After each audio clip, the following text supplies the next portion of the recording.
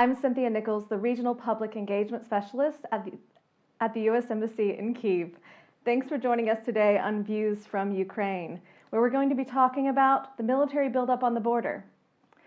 After 45 minutes, our panelists are going to go into private breakout rooms to have further discussions with the media in attendance. Please remember, the panel is being recorded, but the breakout sessions are not. All conversations are on the record. If you are in the main Zoom session, please remember to mute your microphones and turn off your camera. And now I'm going to hand it over to the press attaché for the U.S. Embassy in Kyiv, Dan Langenkamp. Dan? Thank you, Cynthia. More than 100,000 troops on Ukraine's border, in and around Ukraine. It's been described as a hostage taking or akin to having a gun to Ukraine's head. Tonight we'll be talking with three experts about the security situation in this country. We will be talking first of all with Andriy Zagorodnyuk, a former Minister of Defense from 2019 to 2020, currently the chairman of the Center for Defense Strategies, Sasha Danilyuk, the chairman of the Ukrainian Center for Defense Reforms, and a former chief advisor to Ukraine's Minister of Defense, and Ilya Ponomarenko, a defense and security reporter at the Kyiv Independent. He has reported about the war in eastern Ukraine since the conflict's early days. Now, we will have Andriy for only 30 minutes, so we'll focus a little bit more on him during these first few minutes of the program. Our first question is, what objectively are we seeing now in terms of the Russian military buildup? Andriy, what are we seeing? What is there right now?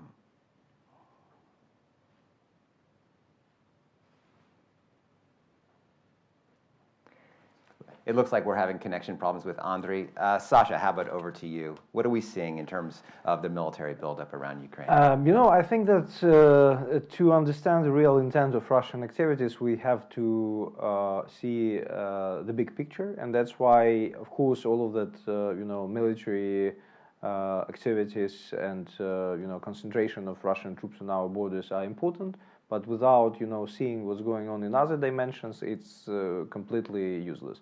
So from my point of view, Russia is trying to play two strategic games, both of which based on the the deceptive nation of Russian hybrid war. Mm-hmm. First, it's actually attempt to use that military power on our and military threat on our borders as a tool of coercive diplomacy to force the West and Ukraine, of course, as a result, to actually implement Russian version of so-called Minsk agreements into Ukrainian legislation, which means to recognize that puppet republics organized by Russian occupation in Donbass. And the second is to use this fact to destabilize situation in Ukraine, because we have to admit that this recognition of that Russian-controlled territories would be never accepted by the most active part of the Ukrainian society, and to use that destabilization for similar scenario to 2014. So destabilization and military invasion after that, because using that destabilization in Kiev, Russians could organize violent protests who led by Ukrainian veterans and far-right organizations, and to use that as a not only trigger but also justification of the invasion. So you're saying that there could be more than one goal here. One could be to sort of negotiate, to force concessions on a negotiation, but also there could be a real threat. There's a real threat of invasion as well. Absolutely, yeah. I think that actually this goal with implementation of Minsk agreement is not the final goal. It's actually the creation of preconditions for that internal destabilization, which will be used maybe for real coup with real decapitation of Ukrainian leadership. Of course, using false flag and claiming that that assassinations would be conducted by Ukrainian patriots. And in that situation, Russians, even with that limited number of troops, because again, despite it's a huge number for Europeans, it's still probably 2 times less than Ukraine has in our army, and this is not enough. But in the case of decapitation and complete disorganization of system of command and control, in such case, it would be enough. So let's get into these scenarios in a minute. It looks like we have Mr. Zagorodnyuk, Andrei, on the line. Andrei, are you here? Yes, I'm here. Okay, Do you great. hear me? Yeah, so our first question was, what are we seeing in and around Ukraine? What is the sort of military security situation? Could you give us a summary of that? From your Yes, perspective? we have essentially a constant movement of the equipment. The equipment statistics is pretty much as was described by reports from Ministry of Defense. I mean, they're quite accurate. We see around 120,000 troops. That includes Crimea and European part of Russia. So essentially, and as we indicated recently, this is the number which was continuing from April. So we have like 8 months now of more or less the same situation. That is about on the borders. Inside Russia, we're seeing a formation of the additional troops, which can be or may not be used against Ukraine. So they are certainly getting them formed. They're certainly equipping them. They're certainly preparing them for the some sort of missions, but there is yet no indication that this is going to be used against Ukraine. However, obviously we're following all this data. Plus, they're preparing, as you know, for the exercises in Belarus right now, and the Black Sea exercises in Belarus. We have people who are like recently been to on the border, and they are indicating that yes, the areas around the borders of Ukraine is full of equipment right now. It's like equipment is pretty much everywhere, and the troops are from Belarusian army, and perhaps, well, we couldn't identify, but it could be various. So essentially, yeah, they're getting ready for the exercises. Like you've got troops then, I mean, and when you look at the maps, you see troops are everywhere. They stretch all the way from Belarus all the way down to the Black Sea. That must be very confusing for the casual observer of this. What is the most, given that kind of formation, what's the most likely scenario that would play out, do you think? Yeah, I honestly suggest, and our position and position of our organization is that never speculate with scenarios and never go to the particular predictable, or we don't look into Vladimir Putin's mind, or what's the challenge? No, it's because the way that, I mean, all the years we've been studying Russian Federation decision-making process, and the decision-making process for Russian Federation is quite complex, and it never had one linear strategy. So they never have situation today, how they want to see it in the future, and then the line in the chain of events which needs to get from point A to point B. They never do that.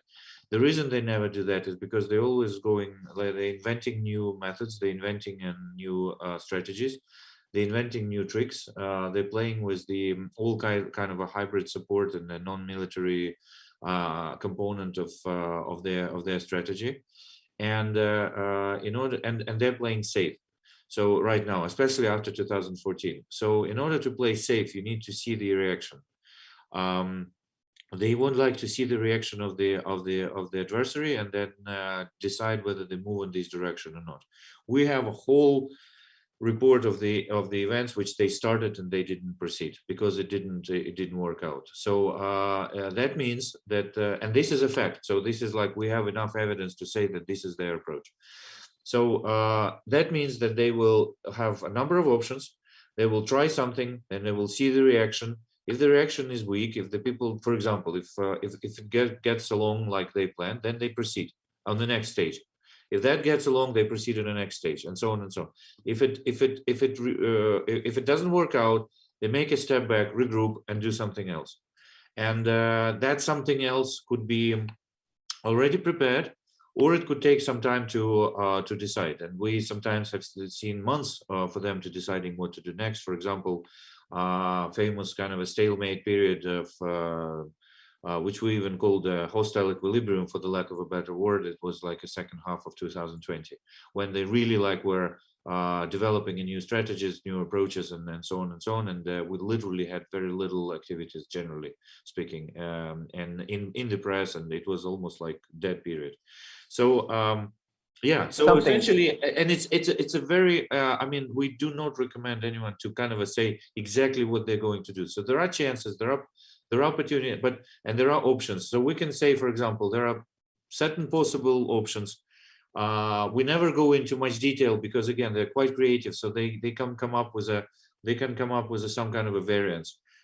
Even so-called Kiev scenario, which is many people discuss right now, which means the attack on Kiev supposedly on 20th of February. And again, this is a very date just connected to the end of Olympics and end of exercises in Belarus. So there's no other indications that they're going to use that date. But among the community, this date been populated quite a lot. And if you don't mind me interrupting, let's look at the please go Belarus ahead. situation, because a lot of people right now are focusing on movement of heavy weaponry into southern Belarus, right along the part of the border that dips down towards Kyiv. You know, there's a little bit of a dagger that goes into Ukraine from Belarus at that point. Is that a vulnerability, and what would how would that play out, do you think? Well, they will have troops from different sides of Ukraine, from different sides of the border of Ukraine, very close to Kiev, very close to our less protected parts of the border. So certainly, by definition, that's a vulnerability. And again, I would really avoid speculations about how possible it is, because our border guards, our National Guard, our armed forces, and so on, they obviously need to prepare for that. Also, their decision-making process so depends on how prepared we are and how ready we are. So readiness is actually a deterrent. Having no readiness is not a deterrent. So yes, but generally, by definition, having that many troops close to the border, particularly Belarusian border, which is obviously not protected enough, is a threat. So yeah, thank you. Yeah. Let me turn to the other panelists for their views on this. Ilya, if you don't mind me asking you, what do you see as being, say, the three most possible scenarios for military action if Russia were to take it? What do you think? Well, I 99% agree with Andriy Zakharanyuk, and I'm really glad that he's today with us, because he is delivering very valuable and very important messages to the Ukrainian society right now. Just because, you know, in media, in public discussion, we have so many deliberations, so much of assessment, you know, assumptions, you know, speculations that, you know, we actually give up to emotions rather than, you know, rational thinking about this. So based on what we see, I mean, facts that are reported by the intelligence, by many respected think tanks that analyze the facts, not emotions, I do believe that what we have right here now is the grand and super effective intimidation campaign by the Kremlin with the use of military force and also emotions and speculations in media, the very nature of media. I think are the most possible scenarios, if you were I believe, to guess. yes. Like Andriy just said, you know, the military action, the full-fledged military action in some form is probable. Of course, we cannot exclude any variant rule out, but it is possible, but not very likely. Given the fact that we have so many factors that make such a military action so ridiculously costly for this, let's forget about the fact that we are going to face a World War II scale operation or Iraq war style operation. So I believe the most probable scenario for this is that we continue having this crisis in some form for next several months, maybe, because with Moscow making even more ridiculous and absurd aggressive statements and issuing unacceptable demands towards the US and NATO in many ways, because, and this is the thing that is often overlooked in Western media, in many ways it is used for the internal audience within Russia to fuel up the internal propaganda, to keep this war scared, keep the Russian population in fit in this regard. So it's been a historical thing for the Kremlin as the political technology. And I hate to say that they are being pretty effective in fueling this war scare right now. Thank you, Ilya. So, Sasha, what do you think? So, Ilya seems to think that this could be a bluff.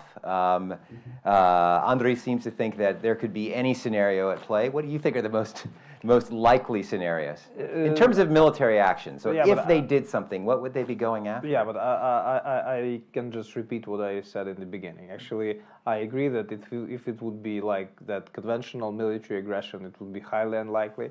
But actually, right now, using that bluff and that coercion on Ukraine, and selling that conception to the West that Minsk agreement is a direct way to peace, Russians can actually, create that preconditions for internal destabilization. Because again, this is their goal. They need internal destabilization. In such case, they can invade, as well as they used, Yanukovych decision to stop European integration, and very natural protest of Ukrainian people, the revolution of dignity, as the trigger, for their own, operations, including their own false flag operations, using disguise of Ukrainian revolutionaries and protesters. So I think that this is the typical, approach to how to, conduct that sort of hybrid annexations. We saw that in Kazakhstan just, a couple of weeks ago. It's more or less like that in Belarus. It was like that, in Kyrgyzstan. It was like that even in 1968 in Czechoslovakia. I mean that. And that's why it would be highly unlikely that they would just attack us, in that way, a lot of Westerners believe, like just direct, aggression. They never done anything like that before, even in Crimea and even in Donbass. That plausible denial was very important part of their, modus operandi. So that's why, I think that we have to be serious about even military aspects of this threat, and we have to understand that actually Minsk agreement is completely opposite to peace, right? Minsk agreement is a direct way for real huge-scale war in the country. I'd like to talk about Minsk in a second, but before we go to that, let's talk a little bit about these false flag operations and the kind of pretext that Russia could use. Andrei, could you go into this idea a little bit? Like, what is Russia most likely to say, or what kind of pretexts do you think Russia might use to be able to justify some kind of military action? Okay, so may I do a little bit of a correction from the previous statement? I didn't say that all scenarios are likely. Perhaps if I mean to mischaracterize you. Go ahead. Yeah. No worries. It's just a bit clarification. So we do think, I agree with the previous speakers, that the full-scale, large apocalyptic type of invasion, which some of the analysts are projecting all the time. And I have to say, I'm really amazed with some of them, because some analysts, including Western, are projecting the future that the Ukraine is going to fall apart starting from November. And there is no way anything like that happens like this, because it's obviously who knew what would be American response back in November? Who knew what would be the British response, Ukrainian response, and so on and so on. So there were so many unknowns that no serious person could actually say what the future going to look like back in November. And there are there are some forecasts which are going from there. So just need to be very, very careful about that, because indeed it's a huge intimidation campaign and a substantial information operation takes place as well. Now, what Russians can do to justify the invasion or justify some, even if it's a limited military invasion, we do believe that they can do. Let me just quickly. We do believe that they can accelerate things in the east. So there could be a substantial acceleration of the hostilities in the east. We do believe that they can come up with some sort of provocation in the Black Sea region and in the Sea of Azov, because it's very cheap for them and it's very inexpensive and they don't need to announce a war to Ukraine to do that.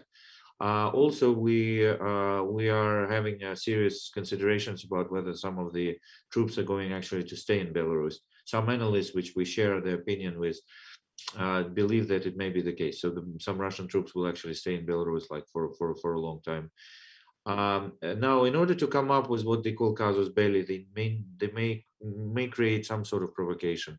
Most drastic scenarios were including some terrorist act and some kind of a special operation. As you know, Western intelligences, including United States one, were warning us about that scenario. And we're really glad that they warned, because by disclosing, you actually deter it. So we're also saying it's possible.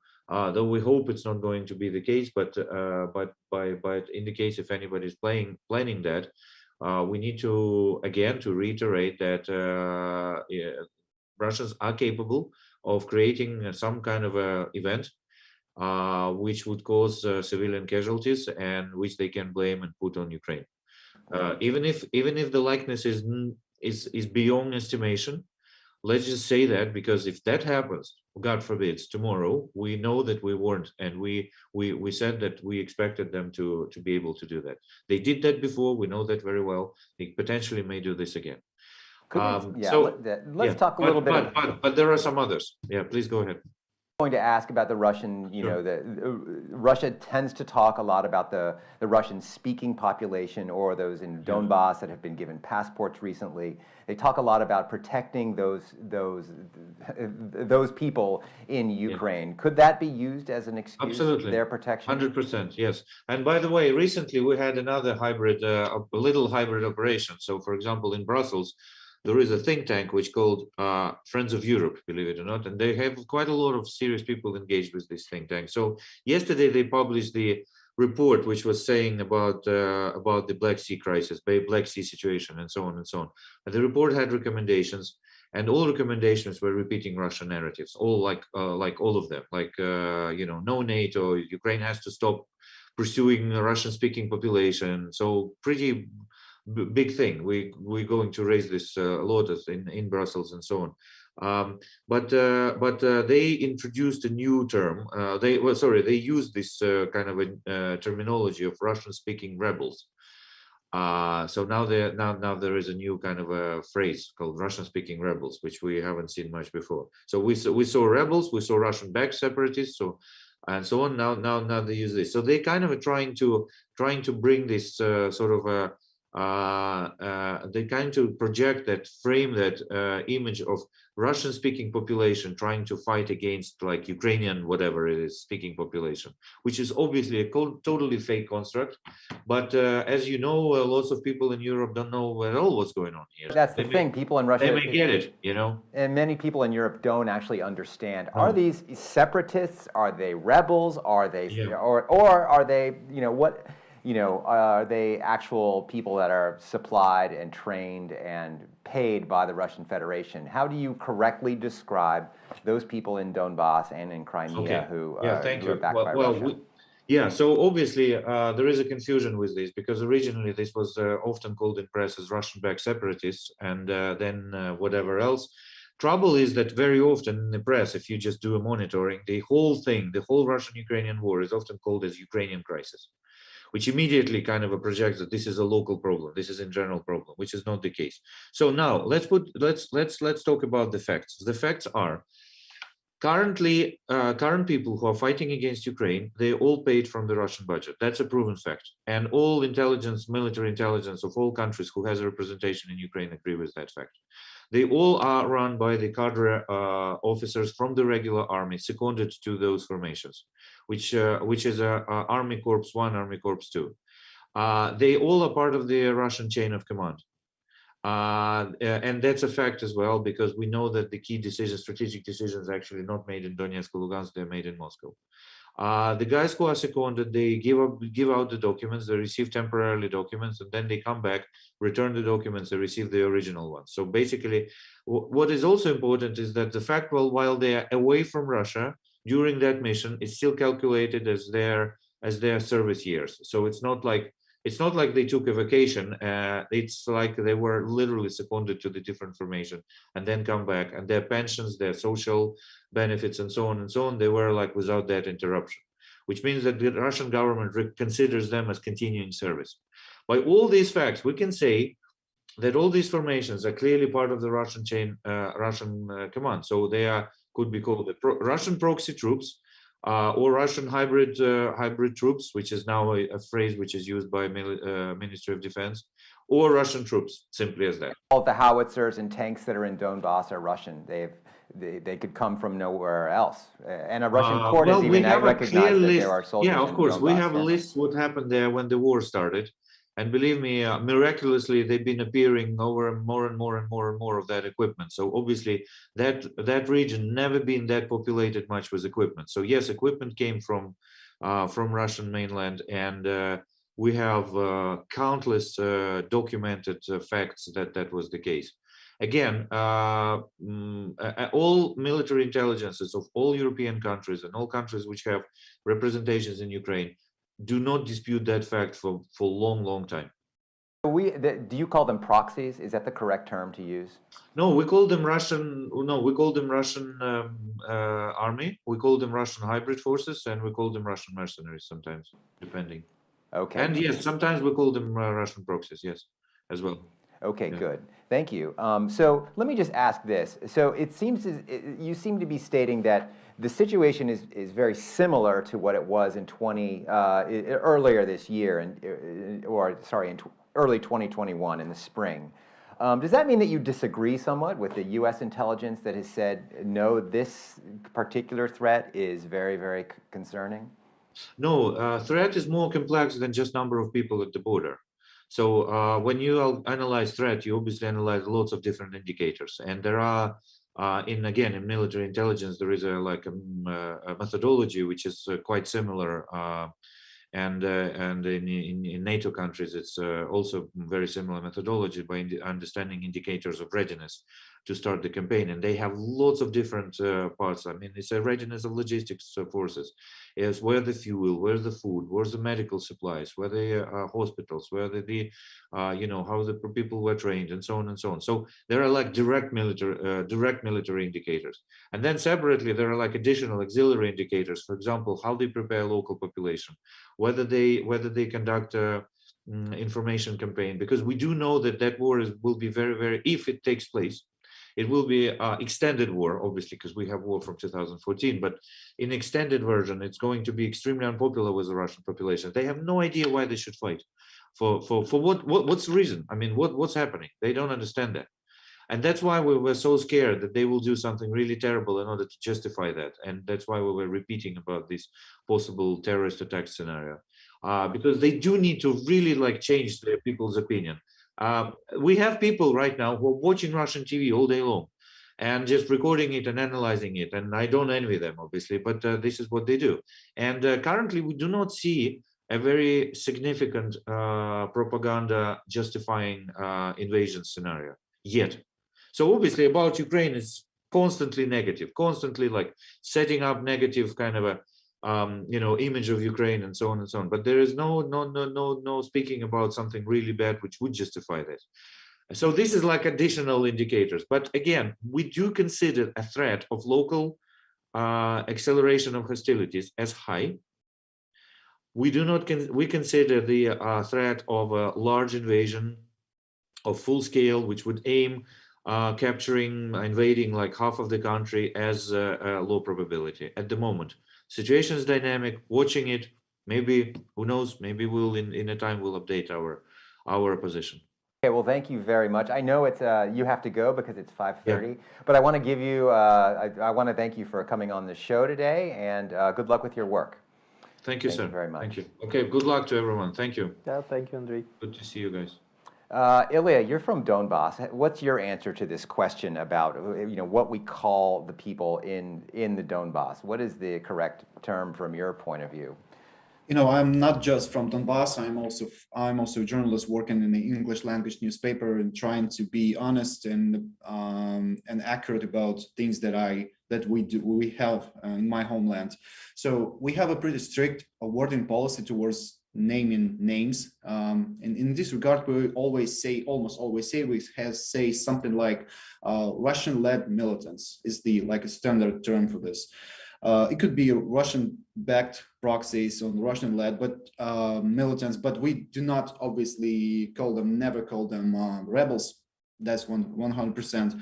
So we always make clear that these are the forces that are organized, led, financed, commanded, and supplied by the Russian Federation and fully controlled. by the Any Russian other? Federation. Thank you, Ilya. So, Sasha, are there any other scenarios that we should be looking for if there's an incursion of some sort? I think that it's very important to understand how to assess that threats actually properly. I already mentioned that actually because hybrid, threats are multidimensional, and it means that we have some military threats, some, diplomatic, economical, information, etc., and we have to actually see all of the processes to get the full picture. But at the same time, we have to understand, three very traditional components of the threat. So intent, opportunity, and capabilities, right? And from this point of view, if you can see that hybrid capabilities as well, created by Russians maybe a long time before, and you can see how these Russian tools are used to create some opportunities. In such case, you can at least understand that Russians could have that intent. I already, mentioned in the beginning of the of our meeting. So I think that for now, this idea with internal destabilization of Ukraine using Minsk agreement as a trigger, it's probably one of the most, desirable scenarios, because again, it would create the opportunity for them to support and make violent, people's protests against that. Mm-hmm. It would create the window of opportunity for the agents who, unfortunately, including Russian citizens, are here in Ukraine. Some of them used to serve in Ukrainian, military. Some of them are active members of Ukrainian far-right groups. So they could use that people as a flag for their own operations. And I think that without that decapitation operations, without assassinations of key leaders of the country, and without that, sabotage of military and political command and control system, actually there is no way to achieve, that military goals as well. Because in such case, they would claim that we have Nazi coup in Kiev, we have no president of the country, we have direct threat for Russian-speaking population of, eastern part of Ukraine. Russians would invade in such case without any risk to be punished for that. Even more, they could actually start, some sort of negotiations about sending UN peacekeepers into the central part of Ukraine. And honestly, that was something they tried to do even in 2014. They failed, but again, even during the Orange Revolution, that was the original idea, So let me unpack that and make sure I understand that correctly. You're saying that they could use other people. They could use even far right yeah, they can instigate a coup by those people, and then use that as a justification to come in on top of them. Absolutely, yeah, it's absolutely right. And I can provide one very simple, example. So one of the most, vocal and crazy representatives of pro-Russian party in the parliament is Ilya Kyva. Ilya Kyva is very, anti-Ukrainian, anti-American, anti-Western, MP right now. A member of the pro-Russian, the opposition party. Opposition, yeah. But just a few years ago, he was a prominent, member and leader of the right sector, and actually he changed that mind just in one day. And from my point of view, this is the serious, evidence that from the very beginning he was just an infiltrator into the right sector to do that false flag stuff, because he was very, brutal in his, statements about what should be done to Russians, to Russian-speaking Ukrainians, despite he actually was Russian-speaking Ukrainian himself. So this could be, if I understand correctly, you could see a false flag operation that didn't have anything to do with Russia at all. That Russia then if you don't understand the affiliation of that members of Ukrainian veterans organizations and Ukrainian far-right groups, yes, if you don't understand that these people, they are not just former Russian citizens, but they are assets of Russian secret services, and they actually don't even need to do anything. Russia needs them just to take responsibility for that activities. That could claim that this is not Russian SF troops here. This is right sector, this is Ukrainian patriots, and they just do that revenge because Zelensky started, that Minsk process, which is direct betrayal of national interest. Something like that. Okay, that's an interesting and very concerning scenario. Absolutely, yeah. Ilya, what do you think about this? what other scenarios could you envision? Or let me ask, what could people do to inoculate themselves against that kind of scenario so that they understood what was really going on? I'll be speaking as someone from Donbass and someone who knows, the mindset of my people in there. We all talking about this possible false flag operation by Russia to justify, to give it status, give it a casus belli against Ukraine under humanitarian pretext. Yeah, but to be honest, yes, again, it's probable. We were talking about the possible chemical weapons used, the pretended chemical weapons used against the Ukrainian population in Donbass. But then again, I do not consider this highly probable, just because, gone are the days, and I'm talking about the mindset of regular people in Donbass, gone are the days when it was very easy to persuade, to sell this this idea of justifying a war against Ukraine to regular people. Even I guess even in Russians, yeah, they do bombard people with propaganda all the time on TV news, but it's been 8 years of war, and there's a special thing about people in Donbass is that they tend to lean towards the side where life is better, to put it simply. So after all these years of war, I think most of the people in my homeland, they do see this and do understand this, even though they do not often admit this, is that what was started in 2014 did not justify the whole thing war. I mean, except for very large minority. So what we ended up having is this huge destruction and poverty and the occupation of 2 cities and life standards that are better in the Ukrainian part of the Donbass, Ukrainian controlled part of the Donbass, than in Russian occupation. So basically, I can tell you from my own experience of talking to my relatives, because the whole of my family is in Donbass. So yeah, Ukraine is kind of bad. Ukraine is kind of having a war, but when these people have a chance, they will simply get their foreign IDs and go to see Poland under a non-visa regime, to see foreign land for the first time. So if it makes them feel better to be a loyal Ukrainian citizens, they will be loyal Ukrainian citizens.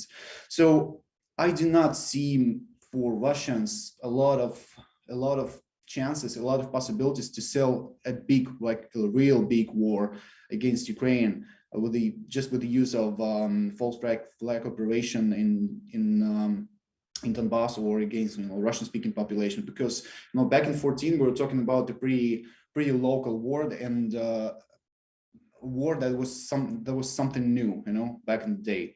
But like I said, it's been 8 years. So just to summarize, I expect to be much more probable lots of other instruments that are far less politically complicated and far less vulnerable, far less painful for in terms of backlash upon the Kremlin itself, like cyber attacks, instigating hate inside Ukraine, political instability, private political leaders, supporting pro-Russian opposition. So there's so many instruments way better and more effective than conventional World War II style warfare in this year. So I consider these scenarios way more possible and likely. See, interesting. Now, go if ahead. I may, I didn't mention actually any chemical attacks or casus belli. Actually, the single false flag operation I mentioned was that false flag Nazi coup in Kiev. Actually, that was the idea. Oh, Again, that was not about your words. That was about the Shoigu's words about the American chemical weapons in Donbass. Yeah. So I was referring to that thing. Yeah, thank you. I totally agree with you. I think that there is no way to use any Ukrainian citizens to be engaged in that